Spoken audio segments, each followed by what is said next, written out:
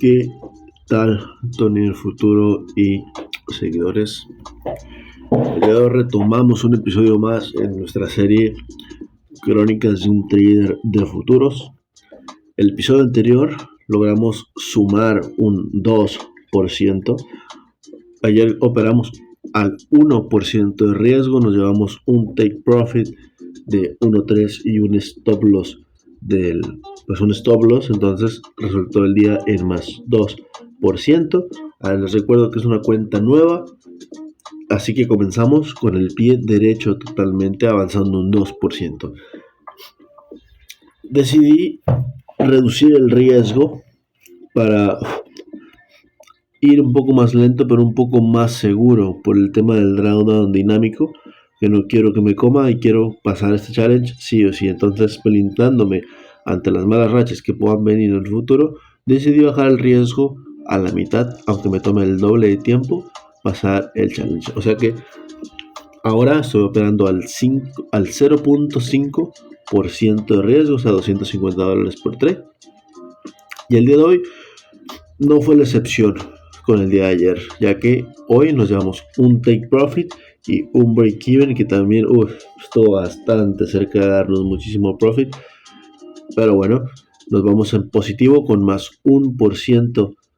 Ya en balance general vamos un más 3%, o sea que nos falta otro 3% para pasar la etapa 1 de este challenge. Y vamos a ver qué fue lo que operamos el día de hoy. Fue un día sencillo, nos aprovechamos de las inducciones, operamos el oro y el Nasdaq. Vamos a ver primero el oro.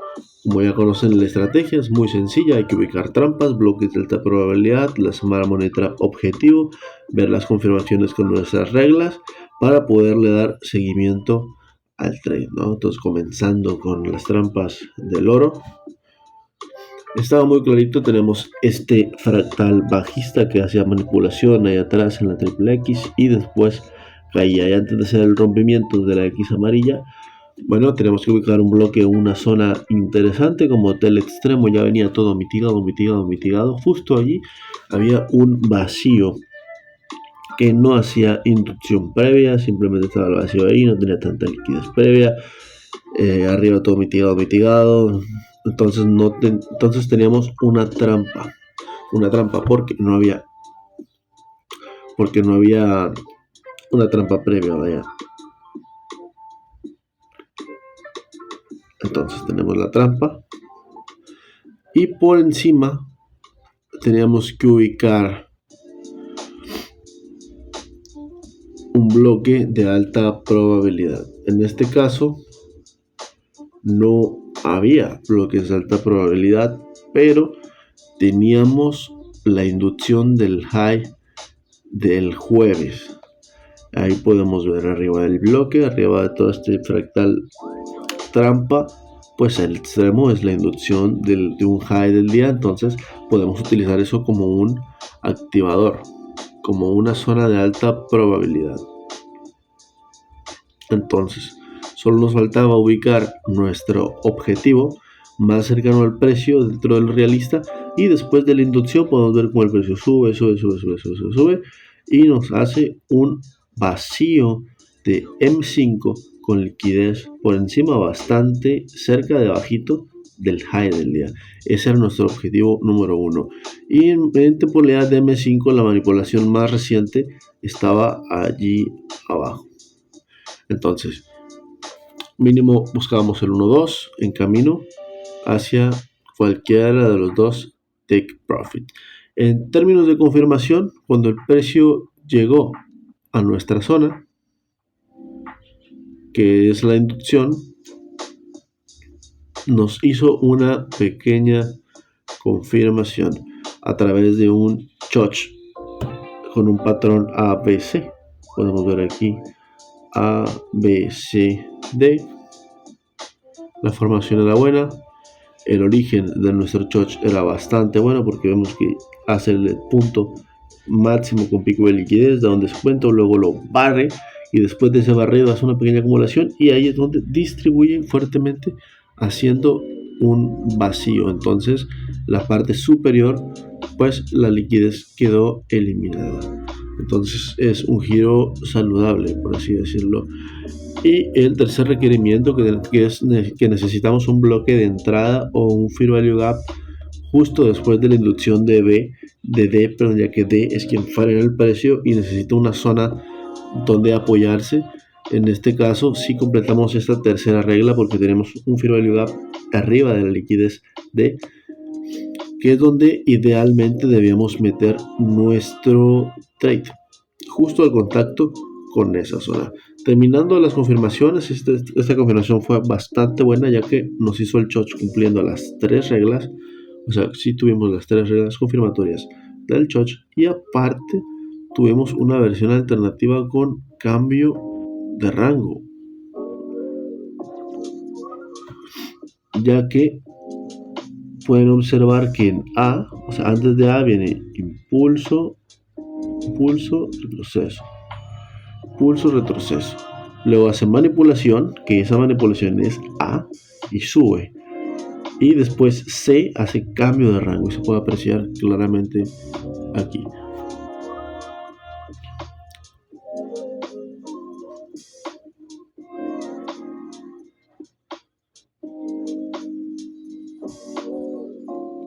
Muy bien. Entonces, ¿qué fue lo que hicimos? Lo que hicimos fue esperar un poquito. En cuanto el precio llegó a la zona mencionada anteriormente, esperamos un poquito de price action. En cuanto vimos una vela bajista de M3, que fue bajista, que es la primera que podemos ver ahí, fue donde se colocó la orden, dio descuento, activó la orden y a partir de ahí se fue hasta el take profit. A medio camino el precio nos formó una ráfaga que se veía muy preciosa, así que decidí hacer break even, poner más riesgo en la ráfaga, pero el trade simplemente siguió distribuyendo hasta tocar el TP. Después de tocar el TP siguió bajando más y decidí quitar la orden pendiente para la ráfaga. Así fue como cerramos en el oro con un más 1% de riesgo, de profit, perdón. Después nos fuimos al Nasdaq, que el Nasdaq estamos buscando cosas similares. Ya saben la fórmula, buscando las trampas logramos identificar la primer trampa en un gráfico de M15, que es este fractal alcista que no tiene trampa previa, que no mitiga nada interesante a la izquierda. Entonces teníamos una trampa, y por debajo de la trampa, ¿qué es lo que teníamos? Aquí seguimos el mismo principio del oro, básicamente, pero aquí sí teníamos un posible bloque de alta probabilidad, ya que en esta zona debajo de la trampa veamos como el precio sacaba liquidez, se apoyaba en un soporte allá de una vela de M15, hacía un giro saludable y después del giro saludable distribuye a la fuerza. Eso sí, dejó mucho momentum, la liquidez de la trampa no estaba tan cerca del bloque de alta probabilidad, entonces eso me hacía dudar un poquito, pero la premisa de sacar liquidez, mitigar a la izquierda, distribuir y formar un Fair Value Gap o algo interesante sí estaba. Entonces para mí era un bloque de alta probabilidad, pero justo este extremo coincidía con el low del viernes, o sea, era un low diario, ya sea que el precio de confirmación, aún así ocupábamos confirmación, no podemos colocar todavía órdenes pendientes según la estrategia. Entonces a lo que voy es que podíamos confirmar justo dentro del bloque, o al inducir el bloque también funcionaba porque el activador también era el low del día. Entonces teníamos toda esa zona por encima del bloque, justo en el bloque y debajo del bloque, para esperar confirmaciones de compras.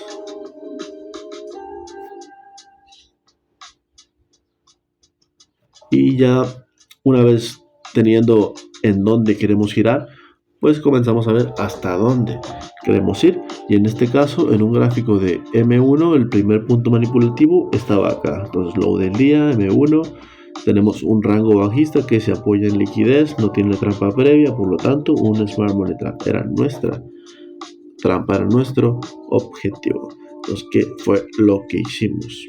En el Nasdaq esperamos primero que nada que el precio llegue a inducir el low. Una vez que indució el low nos hizo un choch válido. Podemos ver A, B, y el precio sube, casi rompe la Smart Money Trap, o sea, tocó la Smart Money Trap, hizo liquidez y todavía no inducía D. Por eso no habíamos metido el bloque, porque estábamos esperando la inducción del punto D, ya que el choch era un poco grande, pues eso me tenía un poquito nervioso. Hablando de los orígenes, el origen del choch, por lo menos en gráfico de M1, se veía bastante saludable, ya que llegaba una vela que quedaba por encima del low del día. Luego la vela B saca la liquidez del low del día anterior, del viernes, perdón, y de la vela anterior.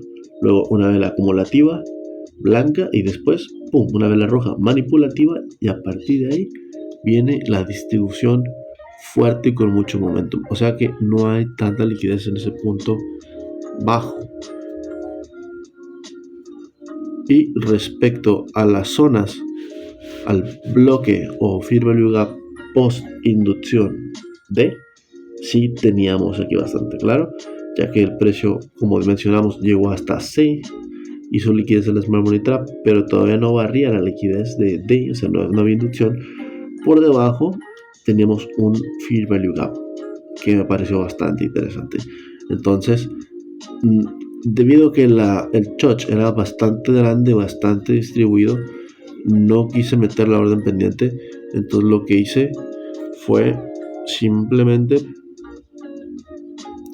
esperar un poquito, tener un poquito de paciencia, tener una reacción. Cuando el precio llegó en el gráfico de M1 al bloque, lo hizo con una vela roja haciendo rechazo, luego otra vela que al principio fue roja pero terminó con intenciones de martillo alcista, y la tercera vela de reacción fue una vela blanca envolvente alcista. Fue donde yo dije, ok, sí quiero formar parte de este movimiento. Entonces metí la orden pendiente, stop loss por debajo del choch completo, y el precio despegó hacia el profit. ¿Cuál fue el detalle? El detalle fue que cuando íbamos al 1 a 1 decidí hacer break-even porque no estaba dispuesto a perder. Ya después de un día de haber cogido profit y tener un trade corriendo en break-even, no quería sumarle un negativo a mi balance general. Entonces decidí hacer un break-even, pero no fue la mejor decisión del mundo, ya que el precio vino justo, barrió el break-even y tracas, hijo de su puta madre, se disparó justo hasta barrer el Smart Money Trap. ¿Qué nos faltó aquí? Nos faltó un poquito de paciencia, un poquito más de seguridad, menos miedo y un poquito de valemadrismo, de haber dicho, pues el profit ya lo tengo, ya aseguré el 0,5, vamos a arriesgar el 0,5, set and forget, que sea lo que Diosito quiera, y haber confiado más en el análisis. Pero no, busqué asegurar las ganancias, busqué encontrar un trade perfecto que distribuyera como me gustan, como me encantan, de que tocan el punto de entrada y no vuelven hasta barrer el objetivo. Pero bueno, fue un día positivo, chicos, un día positivo. Hay que aprender a seguir haciendo las cosas así.